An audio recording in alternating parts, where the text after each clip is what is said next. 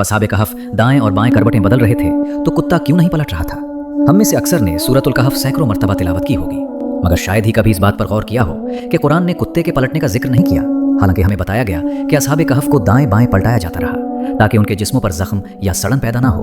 एक जर्मन तिब्बी साइंसदान ने कहा, एक दिन मैं सफर कर रहा था कि एक नौजवान मेरे पास आया और मुझे कुरान मजीद का तर्जुमाशुदा नुस्खा पेश किया। मैंने शुक्रिया अदा किया और उसे जेब में रख लिया। इरादा यह था कि नौजवान के जाने के बाद किसी को शर्मिंदा किए बगैर उसे कूड़े में फेंक दूं। मैं उसे भूल गया और जहाज में सवार हो गया। परवाज तवील और बोर थी। जेब में रखा वो नुस्खा याद आया तो मैंने उसे निकालकर वरक उलटने शुरू किए। मेरी नज़र सूरतुल कहफ पर पड़ी तो मैंने पढ़ना शुरू किया और 2 आयात ने मेरी तवज्जो अपनी तरफ मबजूल कर ली। अल्लाह ताला फरमाता है, और तुम देखते कि जब सूरज तुलू होता तो उनके गार से दाएं तरफ हट जाता था और जब गुरूब होता तो उनसे बाएं तो तरफ कतराता हुआ निकल जाता था और वो गार के कुशादा हिस्से में थे। ये अल्लाह की निशानियों में से है।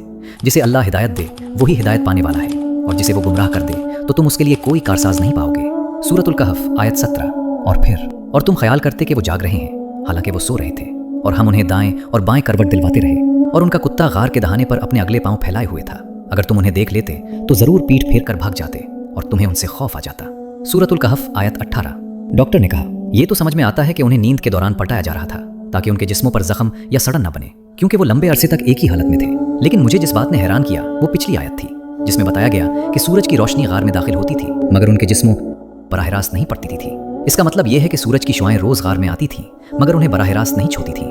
डॉक्टर ने कहा, तिब्बी तौर पर यह बात साबित है कि अगर किसी मरीज को तवील अरसे तक एक ही हालत में रहना पड़े तो कमर या जिस्म पर जख्म न बनने के लिए जगह हवादार होनी चाहिए और बिलवास्ता सूरज की रोशनी होनी चाहिए, लेकिन बराह रास्त धूप नहीं पड़नी चाहिए। फिर जब उसने अगली आयत पर गौर किया तो उसे एहसास हुआ कि वाकई नींद के दौरान जिस्म को हरकत देना जख्मों और सरन से बचाता है। मगर जिस बात ने उसे इंतहाई हैरान किया वो ये थी कि कुत्ता तो नहीं पलटा जा रहा था, वो सिर्फ गार के दहाने पर अपने अगले पांव फैलाए हुए था 309 साल तक, मगर उसका जिस्म न सड़ा न गुल सड़ा। ये बात इस जर्मन डॉक्टर को मजीद तहकीक पर उभार गई। उसने कुत्तों की जिस्मानी बनावट फिजियोलॉजी का मुताला किया और हैरत अंगेज तौर पर दरियाफ्त किया कि कुत्तों की जल्द के नीचे ऐसे हुदूद ग्लैंड्स पाए जाते हैं जो एक खास मादा खारिज करते हैं। ये मादा जिस्म में जख्म या सड़न को पैदा होने से रोकता है जब तक कुत्ता जिंदा हो, खा वो हरकत ना भी करे। इसीलिए असहाबे कहफ का कुत्ता पलटने का मोहताज न था।